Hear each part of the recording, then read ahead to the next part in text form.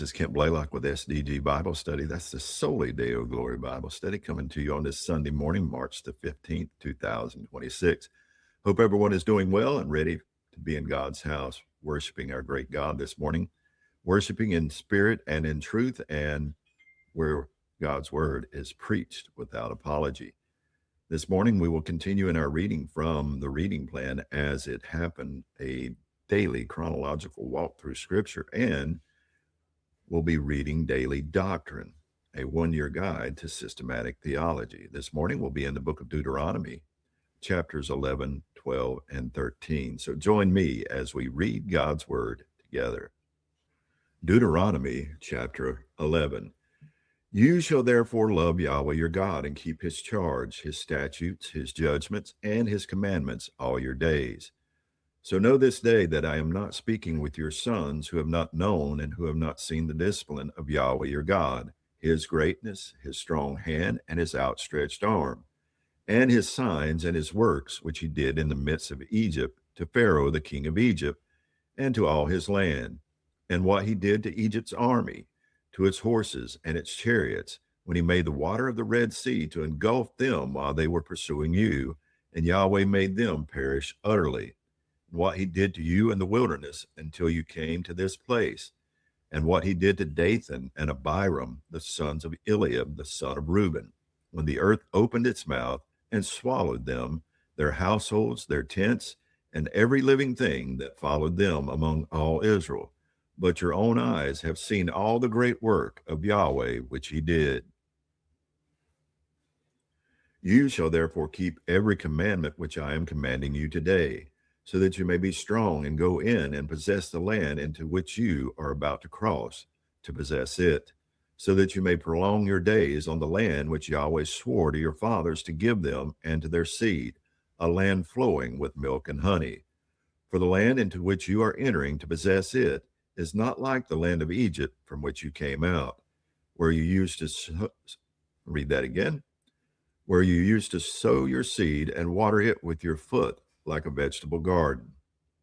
But the land into which you are about to cross to possess it, a land of hills and valleys, drinks water from the rain of heaven, a land for which Yahweh your God cares. The eyes of Yahweh your God are always on it, from the beginning even to the end of the year. And it will be that if you listen obediently to my commandments, which I am commanding you today, to love Yahweh your God and to serve him with all your heart and all your soul, that I, Yahweh, will give the rain for your land in its season, the early and late rains, that you may gather in your grain and your new wine and your oil. And I will give grass in your fields for your cattle, and you will eat and be satisfied. Beware lest your hearts be deceived, and you turn away and serve other gods and worship them. And the anger of Yahweh will be kindled against you, and he will shut up the heavens, so that there will be no rain, and the ground will not yield its fruit, and you will perish quickly from the good land which Yahweh is giving you. You shall therefore place these words of mine on your heart and on your soul, and you shall bind them as a sign on your hand, and they shall be as phylacteries between your eyes. And you shall teach them to your sons, speaking of them when you sit in your house, and when you walk along the road, and when you lie down, and when you rise up. And you shall write them on the doorposts of your house and on your gates, so that your days and the days of your sons may be multiplied on the land which Yahweh swore to your fathers to give them, as long as the heavens remain above the earth. For if you are careful to keep the entire commandment which I am commanding you to do, to love Yahweh your God, to walk in all his ways, and to cling to him, then Yahweh will dispossess all these nations from before you, and you will dispossess nations greater and mightier than you. Every place on which the sole of your foot treads shall be yours. Your border will be from the wilderness to Lebanon, and from the river Euphrates as far as the western sea. No man will be able to stand before you. Yahweh your God will put the dread of you and the fear of you on all the land on which you set foot, as he has spoken to you. See, I am setting before you today a blessing and a curse. The blessing, if you listen to the commandments of Yahweh your God, which I am commanding you today, and the curse, if you do not listen to the commandments of Yahweh your God, but turn aside from the way which I am commanding you today by walking after other gods which you have not known. And it will be when Yahweh your God brings you into the land which you are entering to possess it, that you shall set the blessing on Mount Gerizim and the curse on Mount Ebal. Are they not across the Jordan west of the way toward the sunset, in the land of the Canaanites who live in the Arabah, opposite Gilgal, besides the oak of Morah? For you are about to cross the Jordan to go in to possess the land which Yahweh your God is giving you, and you shall possess it and live in it. And you shall be careful to do all the statutes and the judgments which I am setting before you today. Chapter 12. These are the statutes and the judgments which you shall be careful to do in the land which Yahweh, the God of your fathers, has given you to possess all the days you live on the earth. You shall utterly destroy all the places where the nations whom you shall dispossess serve their gods, on the high mountains and on the hills and under every green tree. And you shall tear down their altars and shatter their sacred pillars and burn their asherim with fire, and you shall cut the graven images of their gods in pieces and destroy their name from that place. You shall not do thus toward Yahweh your God, but you shall seek Yahweh at the place which Yahweh your God will choose from all your tribes to establish his name there for his dwelling, and there you shall come. And there you shall bring your burnt offerings, your sacrifices, your tithes, the contribution of your hand, your votive offerings, your free will offerings, and the firstborn of your herd and of your flock. Also you and your household shall eat before Yahweh your God, and be glad in all that you send forth your hand to do, in which Yahweh your God has blessed you. You shall not do at all what we are doing here today, every man doing whatever is right in his own eyes. For you have not as yet come to the resting place and the inheritance which Yahweh your God is giving you. Now you will cross the Jordan and live in the land which Yahweh your God is giving you to inherit. And he will give you rest from all your enemies around you, so that you live in security. Then it will be that the place in which Yahweh your God will choose for his name to dwell, there you shall bring all that I am commanding you, your burnt offerings and your sacrifices, your tithes, and the contribution of your hand, and all your choice votive offerings, which you will vow to Yahweh. And you shall be glad before Yahweh your God, you and your sons and your daughters, your male and female slaves, and the Levite who is within your gates, since he has no portion or inheritance with you. Beware lest you offer your burnt offerings in every cultic place you see, but in the place which Yahweh chooses in one of your tribes, there you shall offer your burnt offerings, and there you shall do all that I am commanding you. However, you may sacrifice and eat meat within any of your gates, whatever you desire, according to the blessing of Yahweh your God, which he has given you. The unclean and the clean may eat of it, as of the gazelle and the deer. Only you shall not eat the blood. You are to pour it on the ground like water. You are not allowed to eat within your gates the tithe of your grain, or new wine, or oil, or the firstborn of your herd or flock, or any of your votive offerings which you vow, or your freewill offerings, or the contribution of your hand. But you shall eat them before Yahweh your God in the place which Yahweh your God will choose, you and your son and daughter, and your male and female slaves, and the Levite who is within your gates. And you shall be glad before Yahweh your God in all that you send forth your hand to do. Beware lest you forsake the Levite all your days upon your land. When Yahweh your God enlarges your territory, as he has promised you, and you say, I will eat meat because you desire to eat meat, then you may eat meat, whatever you desire. If the place where Yahweh your God chooses to set his name is too far away from you, then you may sacrifice of your herd and flock which Yahweh has given you, as I have commanded you, and you may eat within your gates whatever you desire.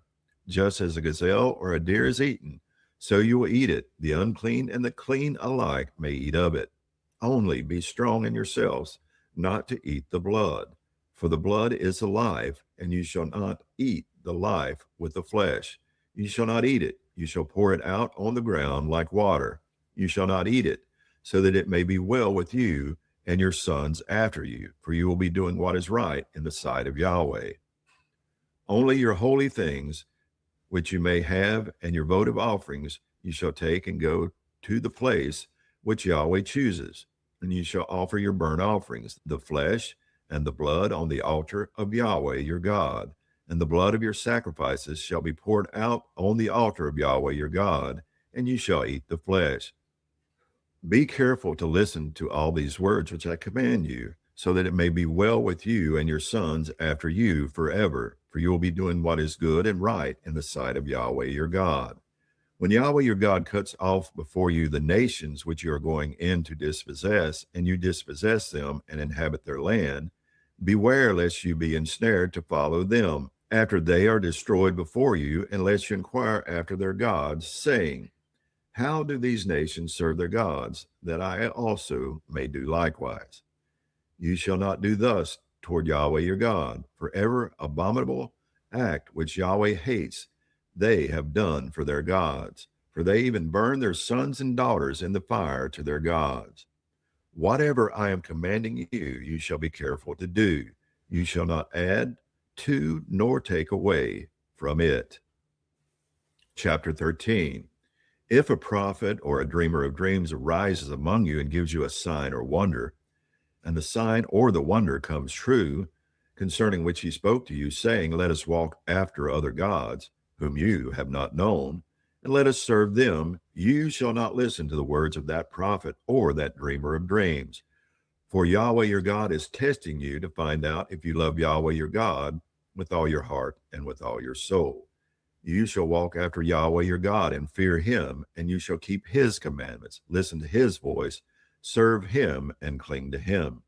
But that prophet or that dreamer of dreams shall be put to death, because he has counseled rebellion against Yahweh your God, who brought you from the land of Egypt and redeemed you from the house of slavery, to drive you from the way in which Yahweh your God commanded you to walk. So you shall purge the evil from among you.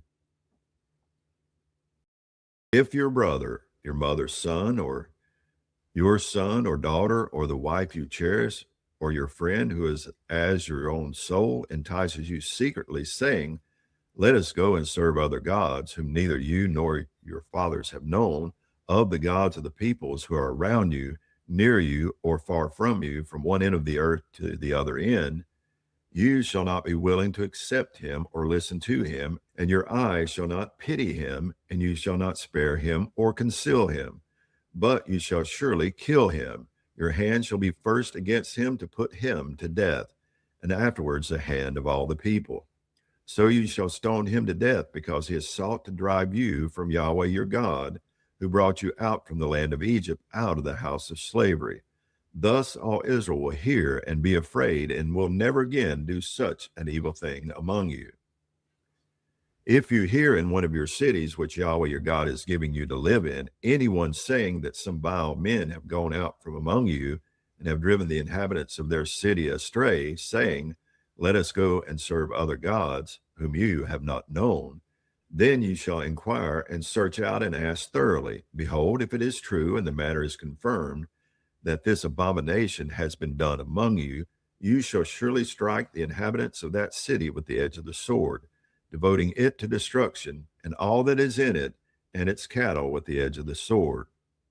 Then you shall gather all its spoil into the middle of its open square, and burn the city and all its spoil with fire as a whole burnt offering to Yahweh your God, and it shall be a ruin forever. It shall never be rebuilt.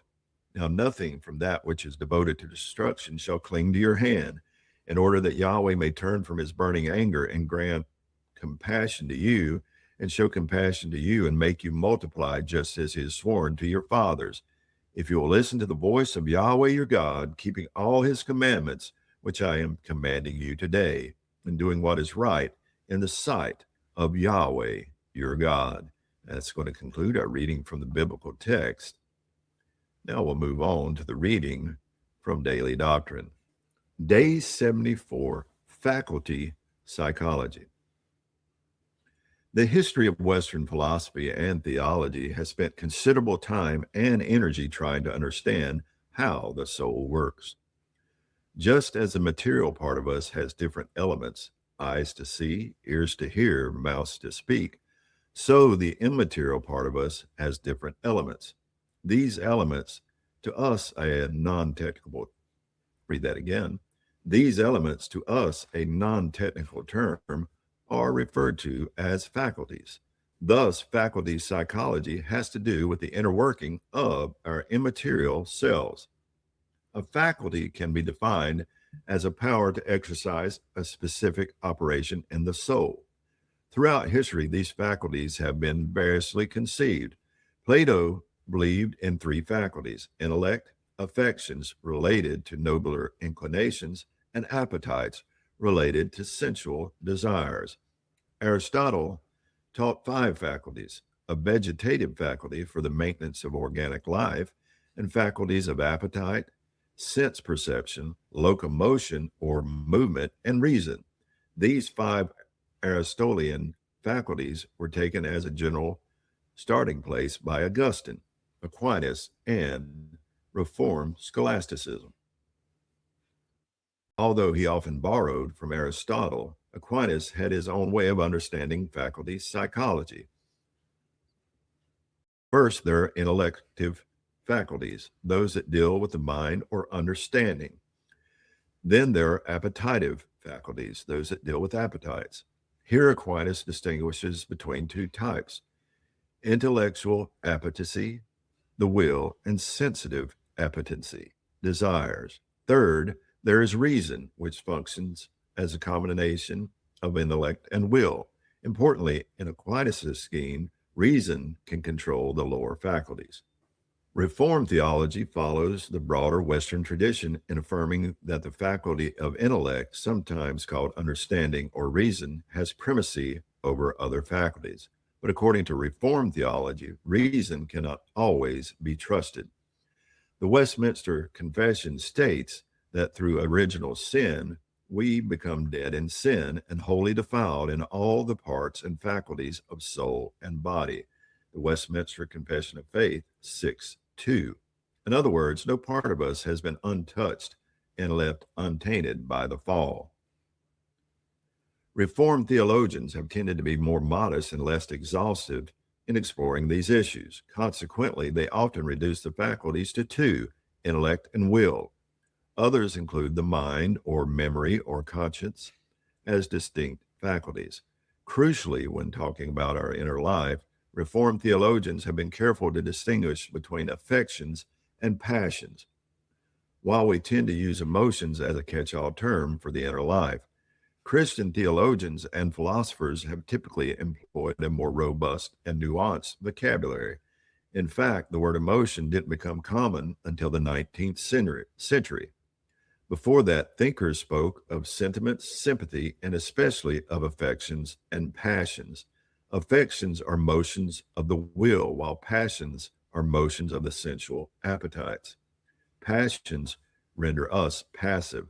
They come upon us and sweep over us, which is why the Westminster Confession says God is without body, parts, or passions. The Westminster Confession of Faith 2:1. Faculty psychology may seem like esoteric wrangling, but the concepts can be helpful for thinking about the operation of our inner world. In particular, the language of passions and affections can help reinforce that the Christian life must never be inert and that true faith is more than mere intellectual assent. At the same time, we are safeguarded against thinking that salvation depends upon a certain emotional feeling sweeping over us. And that's going to conclude our reading from the biblical text and from Daily Doctrine. We saw in the biblical text the God preparing the children of Israel as they're getting ready to enter the promised land. And he's greatly stressing that they not follow after the gods into which the lands they are going, and severe penalties for those that try to lead the children of Israel to follow false gods, the death penalty. And we saw where someone, a prophecy or a dreamer, a prophet or a dreamer of dreams who performed wonders, but saying they're to follow after other gods, that it was a test from God to see if they were true to him. And they should be killed as well. God is wanting to greatly protect the children of Israel from falling after other gods, from following after other gods. So important for us to remember. And then we saw here in Daily Doctrine a very interesting thinking of what goes on in our inner being, that what controls our passions, our desires, our affections. And fascinating reading this morning. I hope you enjoyed it. I hope you enjoy the day ahead, that you'll be in God's house, worshiping God in spirit and truth this morning, because he is worthy of worship. That's why we say, Soli Deo Gloria. Have a blessed day.